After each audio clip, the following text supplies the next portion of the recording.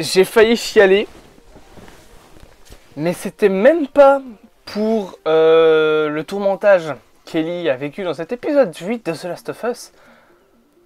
C'est pour un personnage en particulier. Un seul personnage. On va en reparler. Mais j'ai failli chialer à ce moment-là. Aujourd'hui, mesdames et messieurs, bienvenue à tous amoureux du cinéma. On parle de The Last of Us épisode 8. Avec spoiler. Let's go.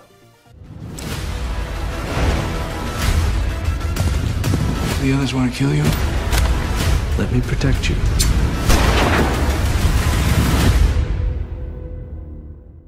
Du coup, bien évidemment, nous allons parler de ce 8e épisode de The Last of Us, avant-dernier épisode de cette série qui était magistrale.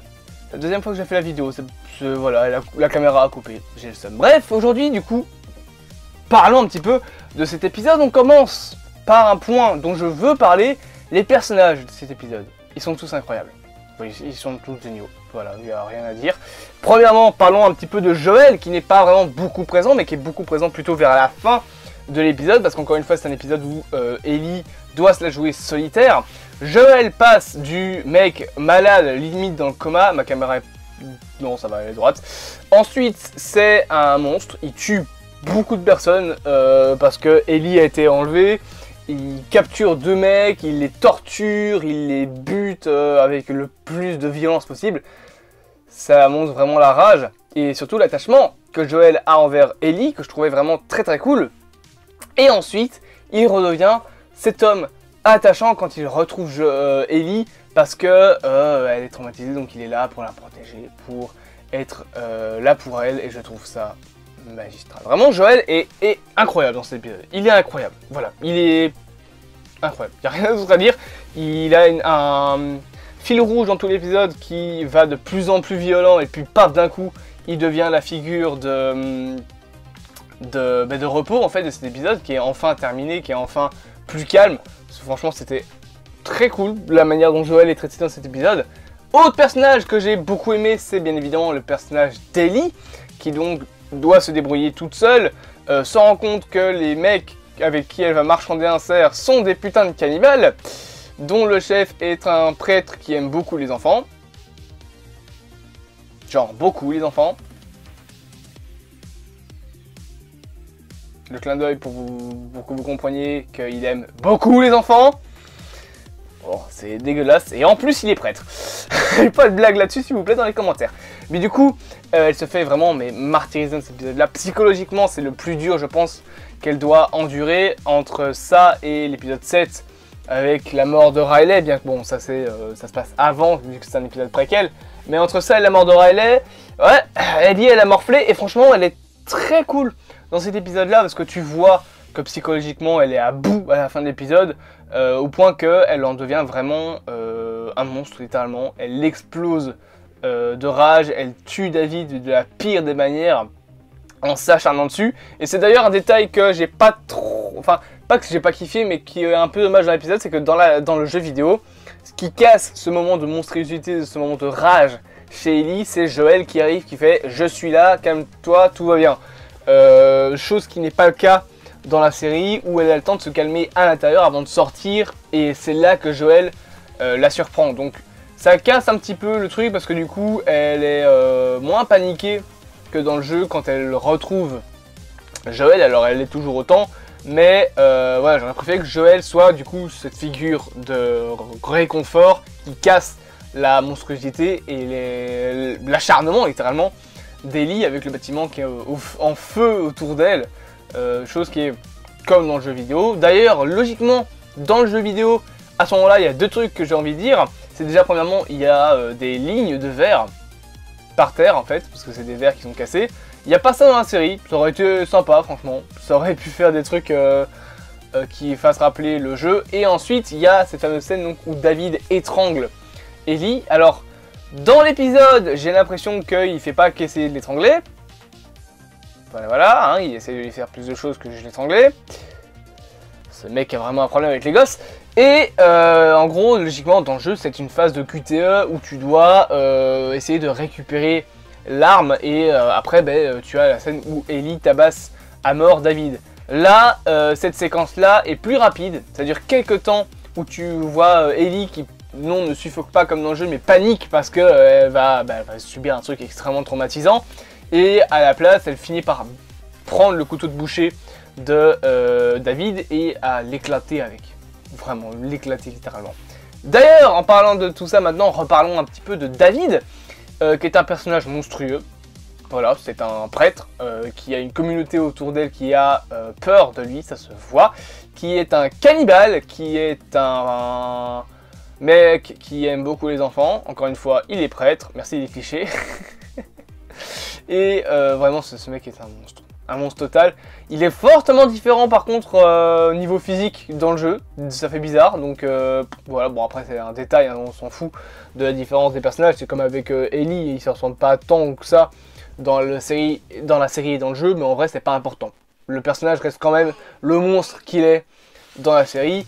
Et enfin, bien évidemment, le dernier personnage dont il faut qu'on parle, c'est James.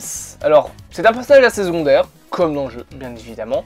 D'ailleurs, dans le jeu, James ressemble beaucoup plus au David de la série, et le David de la série du jeu vidéo ressemble beaucoup plus au David de la série.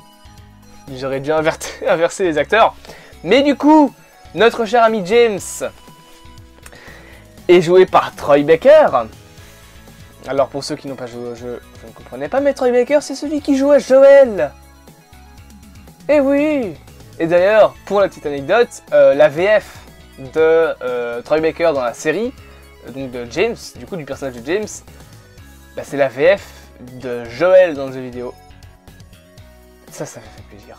Ça m'a fait grave plaisir, vraiment. Parce que j'étais un petit peu, pas choqué, pas triste, mais surpris que la VF de Joel n'ait pas été réutilisée pour Joel dans la série au final.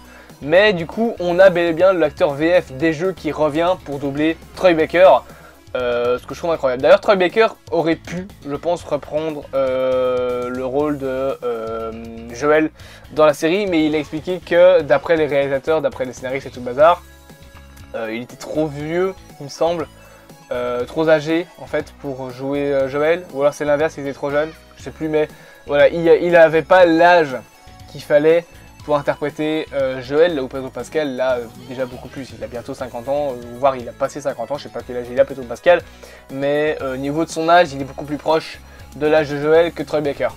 Donc du coup, le personnage de Troy Baker, bah oui, c'était incroyable de le revoir, bien évidemment. Je pense que l'actrice qui joue Ellie dans les jeux, elle va jouer la mère d'Ellie dans la série, je pense que c'est ça.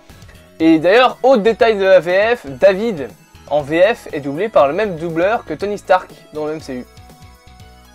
Voilà, c'est tout simple, mais comme ça vous le savez.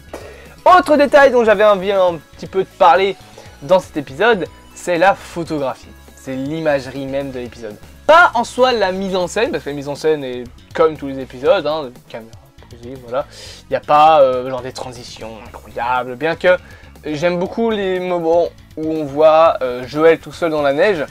Ils sont très bien filmés parce que tu montres vraiment beaucoup la solitude de Joel et sa peur de perdre Ellie. D'ailleurs, encore une fois, la scène où il devient super violent pour comprendre où elle est une séquence mais incroyable. Et sinon, à part ça, ce qui est vraiment intéressant, c'est la photographie de l'épisode. Tous les passages où Joel est dans le coma limite, c'est très sombre, c'est très triste, c'est très obscur. Tous les passages avec les cannibales qui sont présents ont vraiment une grosse tension, surtout la fin, donc avec le bâtiment qui devient, s'enflamme à cause d'une torche d'Ellie. Franchement, la photographie en elle-même de l'épisode, je la trouve magnifique. Tristesse pour le cheval qui est mort, tué justement par le personnage de Troy Baker. Tristesse. Alors c'est pas Payette, il me semble. Ça peut pas être Payette de toute façon, parce que Payette doit être dans la série pour The Last of Us 2. Mais le cheval est mort. Sinon, qu'est-ce que je peux dire de plus? On a parlé des personnages qui sont tous incroyables. Même le petit village de David, qu'il règne d'une main de maître et d'une main surtout où on voit qu'ils ont peur de lui. Franchement, les personnages étaient très cool. D'ailleurs, apparemment, ils ne savent pas qu'ils mangent de la viande humaine. même pas du tout. Parce que quand t'as les personnages qui arrivent avec de la viande humaine, ils disent tous non, t'inquiète, c'est du chevreuil. Et les seuls qui sont au courant le cachent pour eux. Et d'ailleurs, j'aime beaucoup la manière dont David se justifie. C'est que tu veux nourrir comment 14 bouches quand l'hiver il fait froid, le gibier se fait rare, il n'y a plus rien à manger, on mange des humains. Je trouve la justification vraiment cool.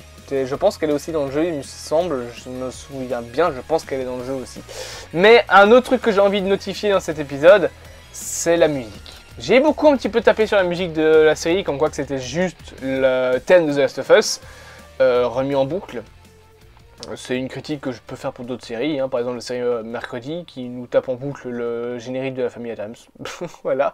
Non, pour cette série là, sur le coup, pour cet épisode là de The Last of Us, oui, on a la même musique dans quasiment tout l'épisode, à savoir le thème de The Last of Us, mais avec des variations dans le thème, avec des variations dans les musiques. C'est différentes versions du thème de The Last of Us, une version plus désolée, une version plus drame psychologique, une version plus calme. T'as vraiment tout plein de versions différentes de la musique principale de The Last of Us au sein de l'épisode, et j'ai trouvé ça franchement très très cool. C'est déjà tout ce que j'ai à dire. En conclusion, cet épisode est magistral, bien évidemment, c'était une masterclass totale, les personnages sont vraiment super bien exploité dans cet épisode. Peut-être qu'il est un petit peu trop rapide au niveau de son rythme. C'est vraiment la seule chose que j'aurais à dire, c'est qu'il est légèrement trop rapide au niveau du rythme de l'épisode. Mais sinon la fin était incroyable. Les séquences où Ellie est toute seule sont vraiment très très cool. Donc voilà, il n'y a rien d'autre à en dire. Ils auraient pu prendre un petit peu plus de leur temps et faire un épisode de, je pense qu'il dure 40 minutes, je pense, un truc ainsi. Donc ils auraient pu faire 50 minutes pour moi. Mais sinon à part ça, c'est tout. Bien évidemment, je vous propose de vous abonner, de partager, de liker, de commenter. Merci pour les 700 abonnés du coup, ça fait vraiment plaisir. On espère le millier en 2023. Ce serait cool, parce que 1000 abonnés c'est quand même vachement beaucoup. Bien évidemment, je vous dis à plus à mon Authentique du cinéma. Abonnez-vous, partagez, likez, dites-moi en commentaire ce que vous avez pensé de ce nouvel épisode.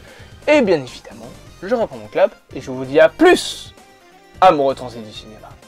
Et cette intro, et cette phrase ne veut toujours rien dire.